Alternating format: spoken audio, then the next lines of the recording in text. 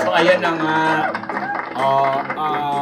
pagkatapos ng mga issue intriga dito kay Manong Chavit Singson, nakita natin siya na pumirma ng kontrata, nakipag-deal ng contract with GMA Pictures kasi parang magko-co-prod sila ng isang movie project about beauty queens. Kasi nga of late, especially sa pagpasok ng bagong taon, grabe talaga ang balita kay Manong Chavit na bibilihin na nga niya o interested talaga siya na ma-acquire ang ownership ng Miss Universe organization.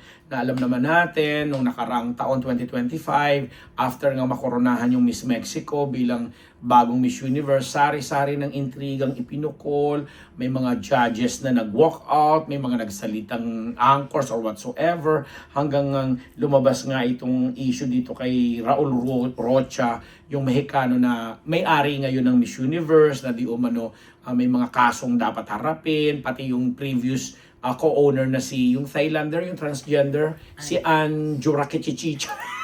Hindi ko ma-pronounce, sorry po. Ann Jokrati Tatip.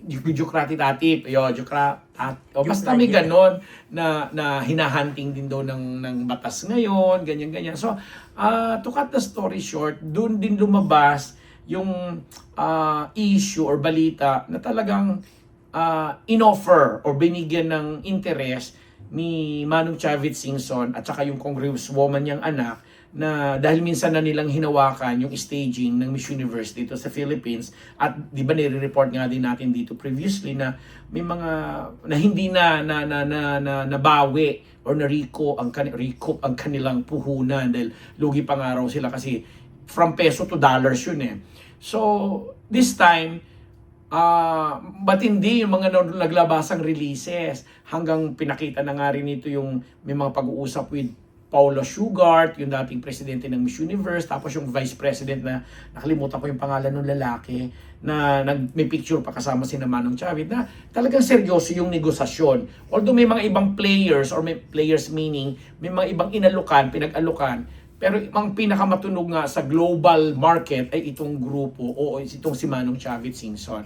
Na agad-agad, after a while, itong sa Raul Rocha, nagpalabas ng tinawag pa nga delusional itong si Manong Chavit kasi siya pa rin daw ang may-ari ng Miss Universe organization, sila pa rin ang nagpapatakbo at wala silang planong ibenta ito. May mga ganong statement na nilabas itong kasalukuyang presidente or may-ari ng Miss Universe na si Raul Rocha at saka yung mga ibang partners niya.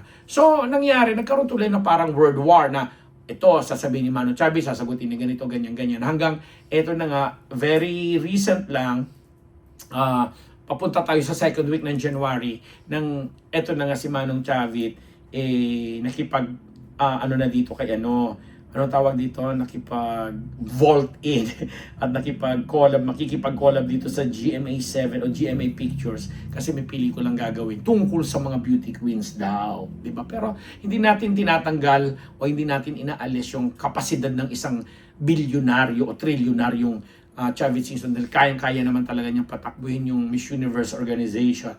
But the thing is, may mga biyukonero, may mga beauty pageant enthusiast na nagsasabi na sana daw wag na lang kasi yun na nga, ang Philippines being one of the powerhouses or naging powerhouse ang Philippines pagdating sa mga beauty pageants, particular sa Miss Universe, Miss World, nakakaisa pa lang tayo, although marami tayong runner-ups, and ang mga Miss International, Miss Earth, etc. na parang yung Big Four at least, plus other pa na mga minor beauty pageants, talaga namang laging rumarampa at laging napapansin ng Philippines. Ngayon, kung magiging owner daw ang isang Pinoy ng isang most prestigious beauty pageant which is Miss Universe, baka laging mapupulaan kung every time na lang na papasok sa top or magiging winner di kaya ang Miss Philippines. Kaya may mga ganong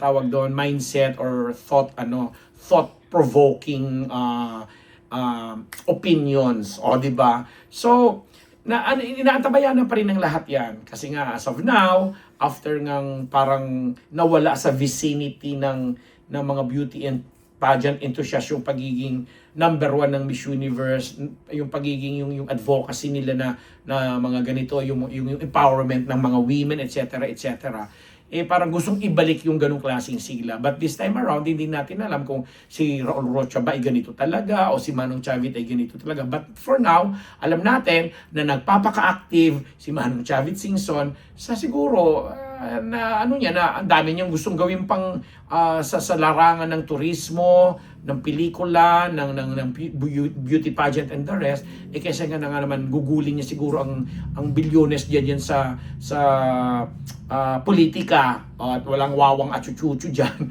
Eh dito na lang siya sa mga ganitong sa tingin niya ay noteworthy na mga endeavors or mga programa na alam mo pag-aaksayahan niya ng oras. Ako naman, ang personal take ko diyan, parang kung kaya naman ng Philippines or ng grupo ni Manong Chavit na pamahalaan, maging owners ng Miss Universe at makakatulong sa atin of course. Pero nandoon pa rin din nga ako sa pag-iisip na syempre may mga judges diyan, may mga horado. So kung sakali pumasok o hindi pumasok ang ating bet or ang ating contender, eh nasa kanila na eh. Kaya nga may mga grade. At saka kung talagang mapapaayos nila, ibabalik uli nila yung mga kagaya nung napapanood nating araw doon, di ba? Na pag lumabas ka yan, swimsuit competition, long gown competition, to makikita mo yung mga scores ng mga judges. Siguro naman may transparency na sa ganun. At wala na makakapag-deny na si ganitong judges ay pinaburan si ganito, ganyan. Dahil yung auditing nila is iba dun sa lumalabas na totoo. Para wala ng mga hocus-pocus style. Wala tayo. Kung kaya, go. Kung hindi naman, go pa rin. Kasi tayo naman laging naniniwala na ang Pilipinas ay source ng mga pinakamagaganda, pinakamatatalino na mga babae, o lalaki man o babae dito sa buong mundo, di ba? Di ba bebe? Magaganda mga Pinay, mga gwapo mga Pinoy. Ganun lang 'yon. So and on that note, nakikigwapo at nakikiganda na rin po kami sa inyong lahat. Maraming salamat sa ating mga sponsors, sa ating mga ka-Team Unbettable dito sa Unbettable Channel. Hayaan niyo po akong this 2026 ay talagang patuloy pa rin po kayo bigyan ng mga kasiyahan. Sana nga talaga mag-level up na rin po ang Unbettable Channel.